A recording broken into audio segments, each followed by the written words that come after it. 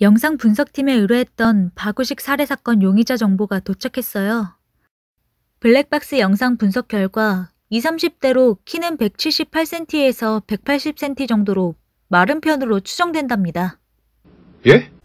그럼 검사님 말씀처럼 박우식이를 죽인 건 놈이 아니라는 거군. 우리가 중간에 뭔가 놓친 것 같아요. 오셨어요, 검사님. 놓치다니. 그게 무슨 소리야? 이전에 지훈군이 들려준 이야기인데 지혜양이 듣던 교양 수업 교수가 그 한정판 향수를 쓴다고 하더라고요. 실은 지금 그를 만나고 오는 길인데 확실히 수상한 느낌이 있었어요. 절 경계하는 것 같기도 했고 지혜양 이야기를 꺼리는 듯도 했고요. 그리고 무엇보다 그 사람 납치범과 같은 L 차량을 타더라고요. 향수야 우연찮게 같은 걸 수도 있는 거잖아요. 차도 그렇고. 우리가 연쇄살인범의 정보를 프로파일링 전문가에게 맡겼을 때 그 결과는 연쇄살인범의 나이를 20에서 40대 젊은 남자로 추정했어요. 지나치게 강박적이고 결벽증적인 그런 예민하고 조심스런 인물이요. 그런데 아이들이 진술한 지혜양 사건의 범인은 필체 감정과 마찬가지로 5, 60대였어요. 그치만 프로파일링이야 틀릴 수도 있는 거라고 하셨잖아요. 저 검사님, 팩스가 왔네요. 남민수 교수의 변호인으로부터 온 팩스인데요. 남민수 교수라면 방금 말씀하신 범인과 같은 약수를 쓴다는 사람인가요? 네. 그런데 물증은 없고 심증뿐이에요. 거기다 알리바이까지 확실하네요. 김지혜양 사망 추정 시간에 술자리에 있었어요. 증인이 20명이나 되네요. 그럼 아닌 거 아닐까요? 일단 알리바이까지 확실한데 같은 양수에 같은 차종을 탄다는 것만으론 수사를 시작하기도 어렵고요. 우리가 찾는 건 연쇄살인범이지 않습니까? 뭐 다른 생각이 있는 거야? 얽힌 실타래부터 풀어야죠. 분명 중간에 놓친 것들이 있어요. 원점부터 다시 하나씩 짚어보는 겁니다.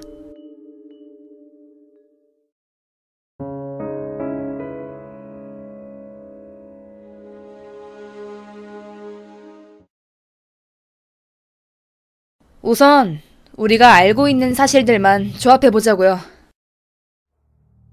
지혜양은 그날 누군가와 급하게 만날 약속을 했어요. 하지만 그 사람은 나타나지 않았죠. 그는 3명의 미성년자에게 납치를 사주한 L 차량 차주와 동일 인물로 추측됩니다. 납치 사주에 쓰인 김지혜양의 당시 인상착의가 자세하게 기록된 메모지가 그 증거죠. L 차량 차주의 사주로 아이들에 의해 납치된 지혜양은 나라대학교 뒷산을 끝으로 사라졌습니다. 그리고 다음날 학교 쓰레기 소각장에서 시신으로 발견되었어요. 다시 나타난 연쇄살인범의 6번째 희생양으로요. 우리는 이 일련의 것들을 모두 하나의 사건으로 보고 수사해왔지만 만약 이 사건이 하나가 아니라는 추론을 해본다면 잠깐만요. 그럼 납치 사건과 살인 사건이 서로 다른 사건이란 말씀이세요? 생각해보세요. 좀 이상하지 않아요? 기도하는 소녀의 그 연쇄살인범이 누군가에게 모습을 드러내고 납치까지 사주한다고요? 전혀 그답지 않은 방법이잖아요. 지금껏 자신의 범행이 누군가를 끌어들인 적은 단 한 번도 없었다고요. 오히려 자신의 모습을 들키자 주저없이 그 자리에서 목격자까지 살해한 놈이에요. 그러니까 검사님 말씀은 우리가 찾던 약속 상대, 즉 L차 차주가 지혜양을 납치하긴 했지만 살해하진 않았다. 지혜양은 그 이후 연쇄살인범에게 살해당한 거다. 그 L차량 차주는 현재 남교수라는 사람으로 의심이 되고요. 네, 맞아요. 지훈인 지혜양이 생전에 미정양 자살 사건에 대해 알아낸 게 있다고 했어요.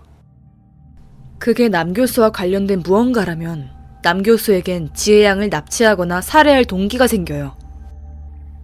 그러니까 그 교수가 지혜양에게서 미정량 자살 사건을 무마하기 위해 그 아이들을 시켜 납치했을 수 있다는 말인 건가?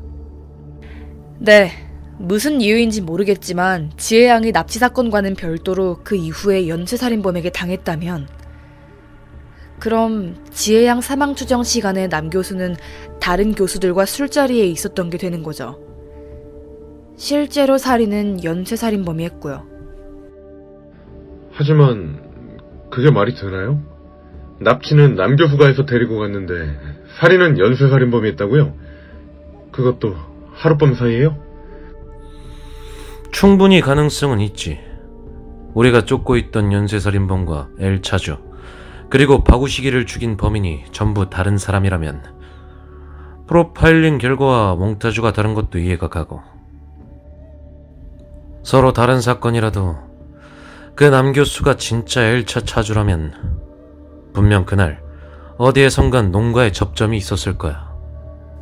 그럼 일단 그 남 교수라는 자를 컨택해야겠네요. 뭔가 물증이라도 있어야 압수수색이라도 할 텐데. 하다못해 그 L차량 내부만이라도 살펴보면 뭔가 나올 텐데 말이죠. 일단 제가 그 남 교수란 인물 좀 더 조사해보도록 하겠습니다. 그럼 뭔가 하나 나오는 게 있겠죠. 그럼 전 남 교수 필체를 좀 찾아볼게요.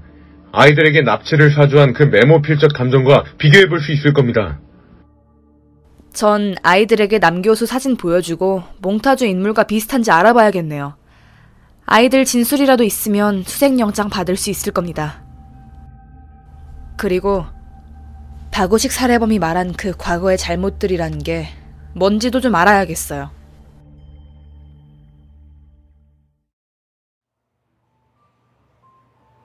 그래도 얼굴은 많이 좋아진 것 같은데 요샌 좀 어떠니? 선생님께서 왜 만나자고 하셨는지 알아요. 엄마가 또 괜히 오버하신 거죠? 저 정말 괜찮은데. 나도 그냥 내 안부로 물어본 것 뿐인데? 어머닌 중국으로 출장 가셨다며? 네.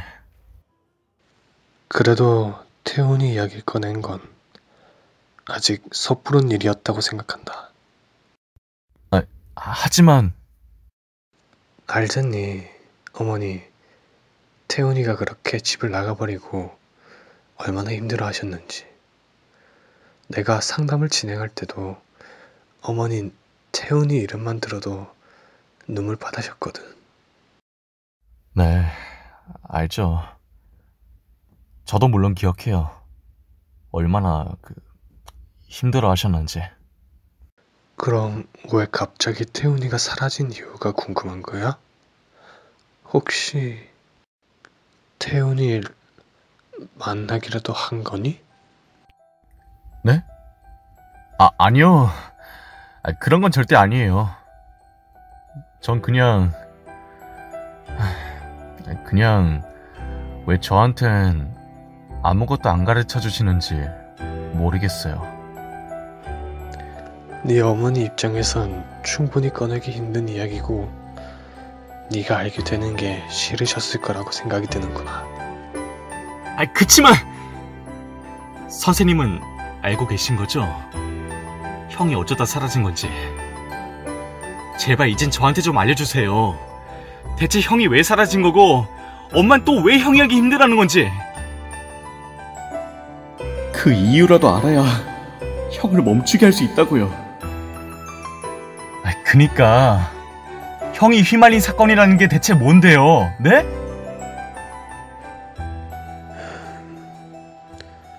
태훈인 4년 전 공수동 일대에서 일어난 연쇄살인 사건의 용의자였다. 뭐?